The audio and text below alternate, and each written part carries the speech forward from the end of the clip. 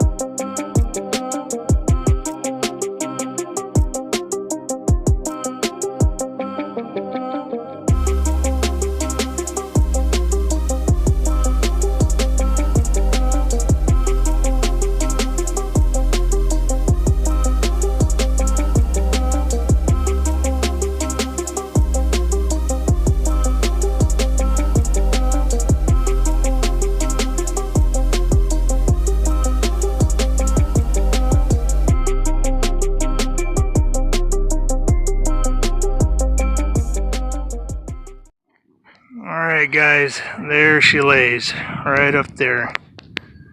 I'm a little shaky, but it's right on the tip of that. It went right in between the housing for the prop. What's the odds of that? Stay tuned. Hey guys, welcome back. Donnie here, and I just wanted to go over a few little pointers with this quadcopter right here, this little mini racer right here, FPV racer 5.8 gigahertz. This thing was awesome. I really enjoyed taking it out to the park. I had a blast with it. I do believe it probably needs a little bit bigger motors, and I heard you can actually swap these out and put a little bit bigger size other than these 720s that are in here. I heard you can go with like 17,000 kV instead of I believe this one's like 15,000. So it needs just a little more oomph when it comes back down. I flew it in Acro the whole time and once in Horizon. Acro was awesome. At first I was intimidated, but now that's all I want to fly in. This thing did great, and I really enjoyed it, guys. I'm going to try to make this short as possible. Underneath here you guys got the USB port, so you can actually go into Betaflight and switch out these buttons, put them where you want it, which I'll probably do that sometime when I get to a PC. But you can also, you know, connect to your TX or a jumper, so that'd be nice. I did take a pretty hard hit there, and I cracked one of the motor mounts, so I'm gonna probably just do a little glue on that for the time being until my other frame comes in. I don't quite have a link yet for the new frame, but I will, as soon as I do, I'll update it and put it in my descriptions, guys. I'm sure it's probably going to be no more than $7 or $8, I would think. So I'm probably going to order a couple of them.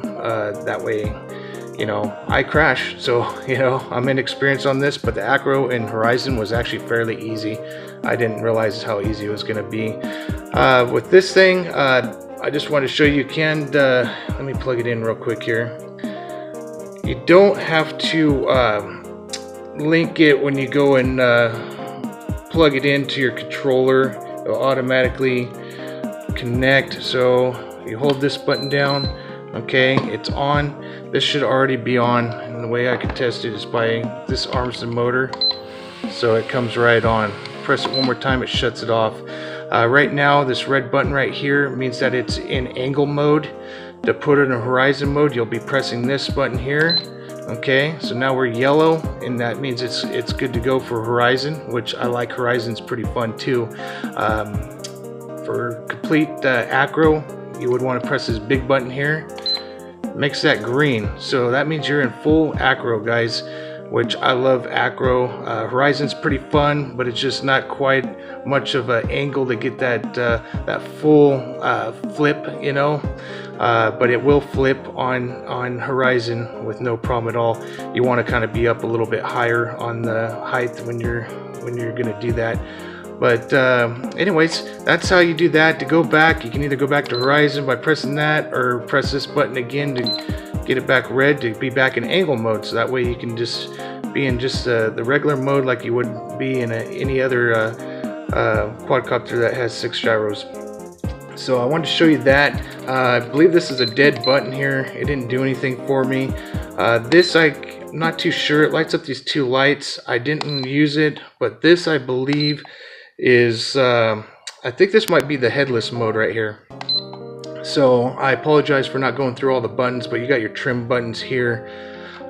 Just trying to make this quick since we already did an unboxing already. I just want to show you that you can change the channels right here by pressing this. You can change all your channels, so that way you can change the frequency, so whenever you're with someone else and you're racing around. Let me shut that down by holding that. The whole time I wasn't using the screen. My daughter was looking at the screen, and I was using my FPV goggles. I'll leave a link for those. These worked pretty well, guys.